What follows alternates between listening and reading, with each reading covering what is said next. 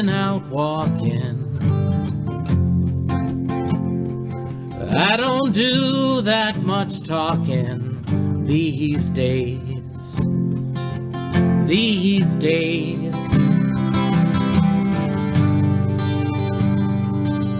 These days I seem to think a lot about the things that I forgot to do for you. And all of the times I had a chance to. Well, I had a lover, and I don't think I'll risk another these days. These days.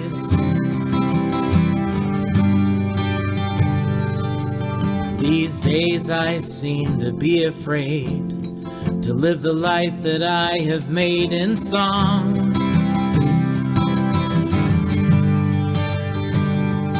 But it's just that I've been losing so long.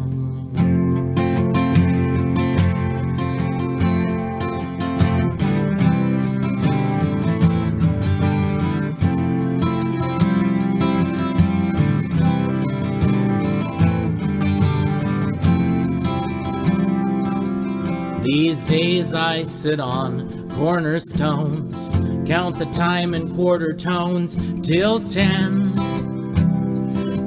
my friend. And I believe I've come to see myself again.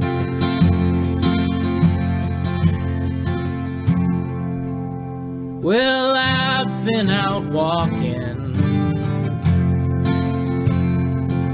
I don't do that much talking these days. These days.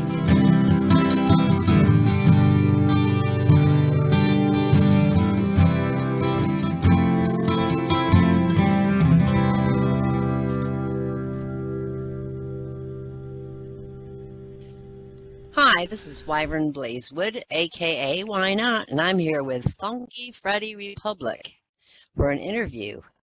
Hey Freddy. Hi, how are you? I'm good. I hope you are. Yeah, pretty good. Can't complain too much. You got your coffee anyway. Hey, Yeah. I'd like to ask you a few questions so that people in Second Life who may never have seen you will become aware of your various talents. First off, how long have you been creating and playing music in real life? In real life, oh, Yeah. wow. I'm probably going to betray my age, you know. About 40 years. I've been Wow. playing instruments ever since I was a little kid. I always played in band and I sang in choirs and stuff. And I think I started playing guitar. I was 13 years old. Wow. Are you And self-taught or did you have lessons for guitar?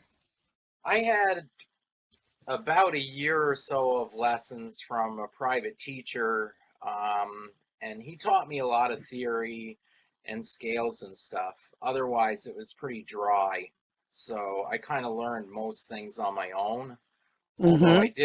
I did have a good foundation in music theory from and I read music and stuff because of courses in school.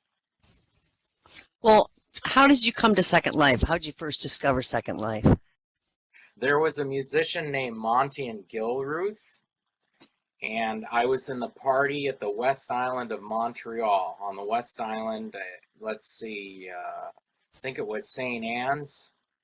Anyway, a mutual friend of ours was having a birthday party, and Montian had his guitar, and I played with him a bit, and we had a good time. People really enjoyed it. And then he started telling me about Second Life. Now, I'm trying to think how long ago that was. Actually, let me look at my avatar. See how old you are. Yeah, because I'm so absent-minded about that. Okay, yeah. So in 2007, I met him, in the fall. You're an And old avatar, aren't you? yeah, I started playing with him. I went to his basement and started jamming with him, and we were streaming into Second Life, and I didn't have an avatar yet. So eventually it was kind of fun because I was playing with him and I was seeing people's responses and stuff, and we were getting tipped and things. So eventually some of his fans convinced me to get an avatar so that I could play on Second Life. And Well, that kind that's of how. answers my next question then, I think. Because I was going to ask if your purpose to come here was to expand your musical venues, or if you came and then you saw the possibilities. So you learned about Second Life through doing music in real life, right? Yeah, yeah. And it was really fascinating to me because Montian had rabid fans. He had a great voice, and he hasn't been active on Second Life for years now, but he was Oh. really popular. Are you still in touch with him at all? Or Oh yeah, yeah. I'm in touch with him on Facebook, and he did the first two Montreal gatherings too, organized them with a few other people and put them together in the West Island of Montreal. huh? So yeah, the first two Montreal Second Life gatherings. Now they're saying they're going to have one in 2018, which I was like, 2018. Oh yeah, I'll see what I'm doing 2 years from now. Yeah, Yeah, I hope I'm still mobile. It's like, yeah, let me know later. So let me get my wheelchair. I'll be there. Okay. Well, what are some of the social media that you use to communicate with or to connect with your following here in Second Life and real Well, life? Second Life, of course, and then Facebook. I use Facebook a lot. I also do a lot of real life shows. I do show at least one show at a winery, a local winery every month, and then occasionally I'll play in Montreal with someone. I'll usually do a duo in Montreal every now and then. But I usually play once, twice, maybe 3 times a month in real life. And I live in northern New York, the Champlain Valley. So, you want to hear my next show, my real life show? Sure. My next real life show is at a place called Vesco Ridge Vineyards. That's VESCO, Vesco Ridge Vineyards. That's in West Chazy, New York. And that's on Saturday, June 11th, this coming Saturday at 4 o'clock. I'll have to Google that place. I don't know where that is, and I'm from upstate New York originally, but I'm gonna check that out. Well, It's I only recently. I'm sorry. What'd you say? just north of Plattsburgh, New York. Okay, I know where Yeah. Plattsburgh is. I recently had the pleasure of hearing you do a set when Nick Mammoth, our videographer today, TP'd me where you were playing, and the one thing I noticed was your voice and lots of your music reminded me of one of my old favorites, Cat Stevens. And you played a lot of Dylan music too, which I also love Dylan. Were these two artists an influence on your love of and choice in your musical style? Well, my older sister was a huge Cat Stevens fan. And of course, I think he's great too. I've heard a lot of his music. Actually, still have a lot of his vinyl. I do too. So, yeah, she was a huge fan of his. And I mean, I liked a lot of his songs. I wouldn't say he's my favorite artist, but he's a great artist and songwriter. Uh, so I guess, yeah, you could say I've been influenced by him because I like a lot of his songs. Well, who is your favorite artist? Do you have a favorite artist? Ooh, I could tell you who my two favorite all-time guitar players are. Uh-huh. I have so many artists that I love. I listen to a lot of different kinds of music and really enjoy it. But my two favorite guitar players would be Jimi Hendrix and Robert Fripp from King Crimson. I'm not Who familiar also, with that. Yeah. well, Robert Fripp played with David Bowie. He played with Peter Gabriel, the Talking Heads. He played with a ton of people. So he's fascinating. We'll have to check that out. What other people, if any, influenced your love of music? Family, friends, teachers, or other artists? Well, my family influenced my love of music because we always had music in my family, and my older brother is a great musician. He plays all sorts of instruments, and we always had all kinds of music around. So kind of branched out from there. I made friends through music. You know, my family moved around a lot when I was younger, so I tended to make musical friends first. Yeah. Well, can you tell us a little bit about your music, particularly your original songs? Mm-hmm. Right now, under the name of Funky Freddy, I have 2 CDs, and you can find them on Bandcamp. Funky Freddy, all one word, Funky, then Freddy, Freddy. And one is Ghosts of Another America, and the other is Songs from the North Country. And that's kind of I would call it Americana. Mm-hmm. There's a lot of different styles mixed in there, from rock and blues and folk, and then there's some ambient leanings. I play around with synthesizers a bit and samplers, so Sounds you know. interesting. Yeah. Yeah. I'll see if I can check them out. I might need help from Nick. Okay. Your music career, I know it's got to take a great deal of your second lifetime and obviously your real lifetime too. I've already talked to you about doing shows in real life. Do you travel any way, any distance, or do you pretty much do them all in your area, your live shows? Occasionally I'll travel down and play with someone at another show, or I'll record with someone. I'll travel to record, and people travel up to my place, the barn, to record as well. And I'll do live gigs with folks if they want. I'm trying to think when was the last time I traveled to a live gig outside of my area. Uh-huh. Yeah, occasionally I do stuff in Montreal here, and then I do stuff down in the Champlain Valley. I go down to New York City occasionally. The last gig I did down there was with Tamara Hayden, who's a Oh yeah, I love singer-songwriter. Tamara. I love Tamara. Yeah. Yeah, we have a project called August Moons. That's on Bandcamp and CD Baby. You can check out some of our stuff on CD Baby. Yeah, Tamara and I did a bunch of music together, and it was a show with her. I'm not sure. I think it was a couple years ago. It was like a Veterans Against the War poetry reading. I forget the exact details of it, but we played a bunch of 60s anti-war songs. Oh, cool. Yeah. So. Well, do you want to tell us a little bit about the barn? Oh yeah. Well, it's upstate New York, the Champlain Valley, pretty close to Canada, and it's on an acre, or a little more than an acre of land. I got it about 3 years ago. It was just a frame, basically, with a gambrel roof. It had been used as a workshop. No one had animals in there.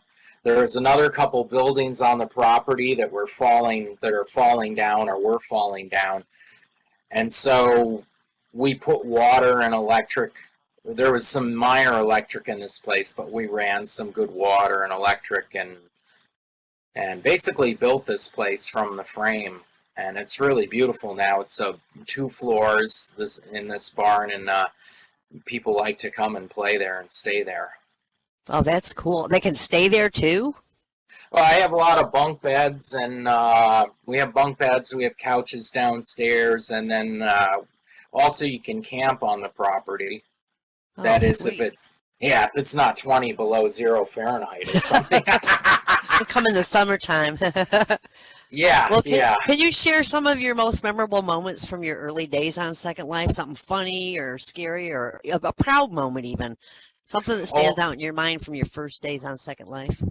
Oh, okay. Well, I remember the first time a griefer came to my show. That was That's always memorable.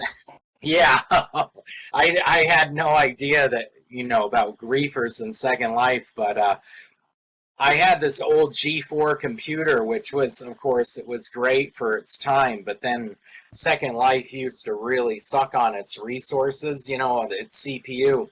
Yep. And so a lot of times I'd find it really hard to move my avatar and stuff and get it on stage, and I'd wind up in the water or something in a beach, in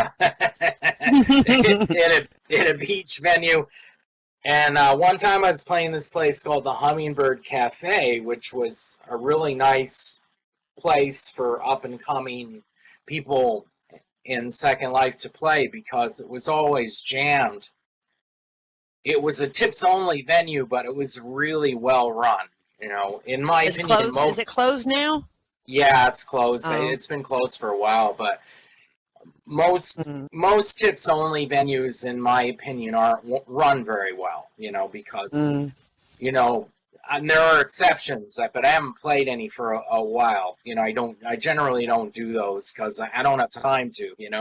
I'm too busy. It's like I just don't have time for that. But this was a tips only venue, but it was always jammed. There was always about 40, 50 people there, and I'm trying to think if it was Tuesday or Thursday nights, late nights.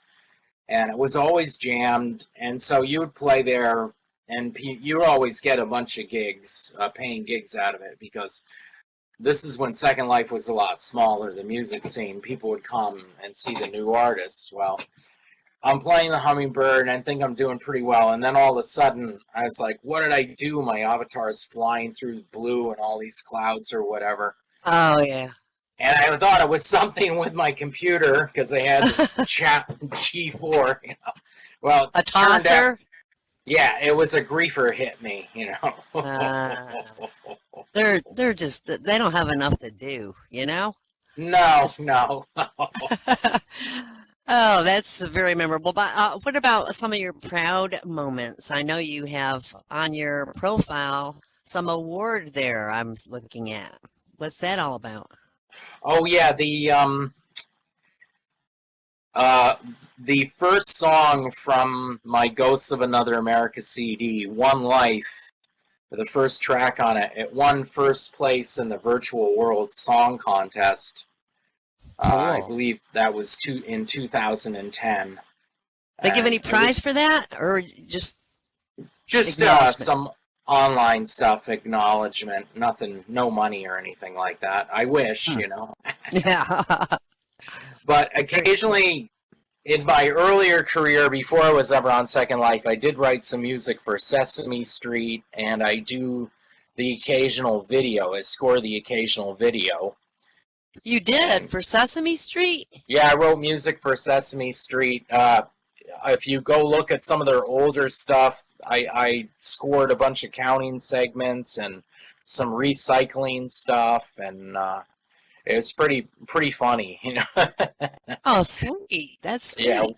Yes, we're talking a long time ago in the 90s. Wow. Would you share with the audience information about your group and how they can find where and when to join your events are going to be performed on Second Life? Yes, well, if you look for Funky Freddy Republic, you can find a way to join my group. Also, my Funky Freddy page on Facebook. That's my musician page. All one word, Funky Freddy. You can find me. And I put announcements out on Facebook and on Second Life. And let's see, my next show is tomorrow night, 9 p.m. That's a late night at After Dark. It's on the Idle Rogue sim. It's the After Dark. Well, seeing as this video probably won't get all edited and posted before then, how about regular places that you play regularly? Some names of some of the venues. Well, I do After Dark every week at 9 p.m. on Second Life, so that's a good place to catch me. Good. I also play the Seaside Lounge every other week at 5 p.m. You're a busy man, Freddie. Yeah, and I have some shows coming up at Key West. Let's see. I have a dual stream with Voodoo Shilton. Oh, cool. Let's see. I believe I have a dual stream with Voodoo Shilton on the 18th of June at 8 p.m. on Second Life. And then Maximilian Clean and Voodoo Shilton will be coming to the barn live in real life, and we'll be streaming that whole weekend. Like the 23rd, 24th, 25th of June. We'll be at a lot of different venues. One of them will be Panorama at 8 p.m. Second Lifetime on a Saturday night. And all your events are That will posted be in the. Are all your events posted in the events thing on the Second Life under musicians or music or something when you do a search? Yes, they should. Under events, if you type in my name, Funky Freddy, all one word, you should find me. Or yeah, then they're usually posted. Most of my music makes the event pages. Okay. Well, I just want to ask if there's anything else you'd like the audience to know before we close our session here. Well, yeah, please come and check me out, hear me play. I do a mix of my own original music, and I do a lot of Bob Dylan. I do artists such as Neil Young, Leonard Cohen. I like a lot of hippie songs that you could jam on too, like Season of the Witch and For What It's Worth and Feeling All Right. Songs well, I like gotta that. say it was well worth my coming, and I was really, really glad that Nick teleported me last week to your show. Oh, thank you. Thank you. I appreciate very that. much. I really did. And I want to thank you for taking your time out today for this interview. Oh, thank you. Thank you. You're very, very welcome. I really appreciate you asking me. All right, that's Why Not? Wyvern Blazewood with Funky Freddy for Streetwear Live.